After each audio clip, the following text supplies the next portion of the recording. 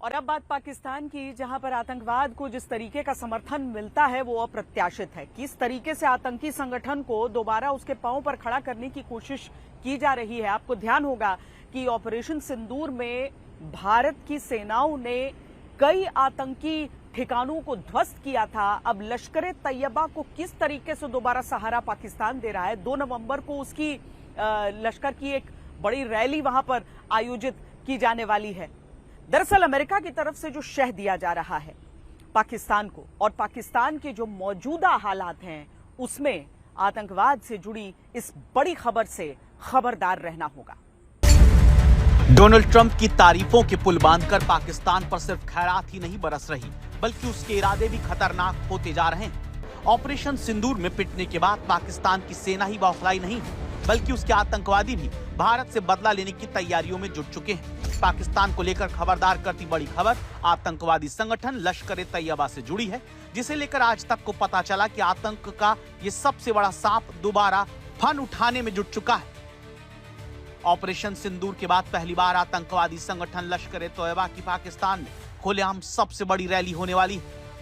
Operation सिंदूर में अपना headquarter गंवाने वाला लश्कर तैयबा 2 नवंबर को लाहौर में अपनी ताकत दिखाने जा रहा है। सूत्र कहते हैं कि लश्कर की इस रैली में हाफिज सईद का संदेश पढ़ा जाएगा, जिहादियों को इकट्ठा करने की बड़ी कवायद की जाएगी।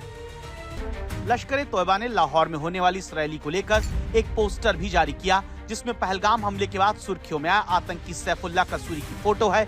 यानी ऑपरेशन सिंदूर के बाद पाकिस्तान आर्मी के साथ आतंकवादियों के जनाजे को कंधा देने वाला आतंकी लश्कर रैली का चेहरा बनेगा।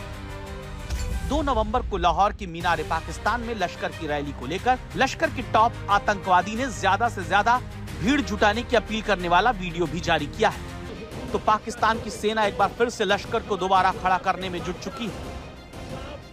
उसकी तरफ से ऑपरेशन सिंदूर के दौरान सुर्खियों में आतंकी हफीज अब्दुल रऊफ के कंधों पर इस रैली की जिम्मेदारी डाली गई है।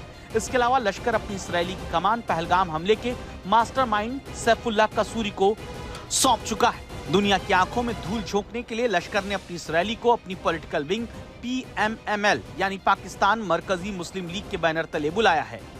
सूत्रों के मुताबिक लाहौर में होने वाली इस रैली में लश्कर के टॉप आतंकी शामिल होंगे, जो भारत में मोस्ट वांटेड हैं।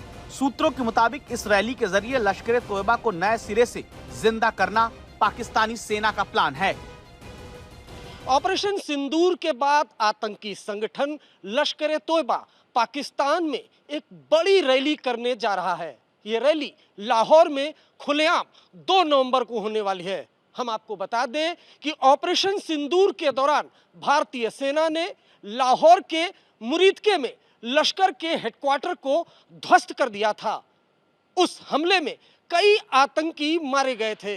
सूत्रों के मुताबिक पाकिस्तान आर्मी एक बार फिर से लश्कर तैयबा को बड़े सिरे से खड़ा करने की तैयारी में है। इसी के तहत लाहौर में 2 नवंबर को यह रैली होने जा रही है। लाहौर में होने वाले इस कन्वेंशन को लेकर लश्कर सरगना हाफिज सईद का बेटा तलहा सईद खुद कई बड़ी बैठकों में शिरकत कर रहा है। लाहौर से लेकर इस्लामाबाद जैसे शहरों में वो मीटिंग पर मीटिंग कर रहा है।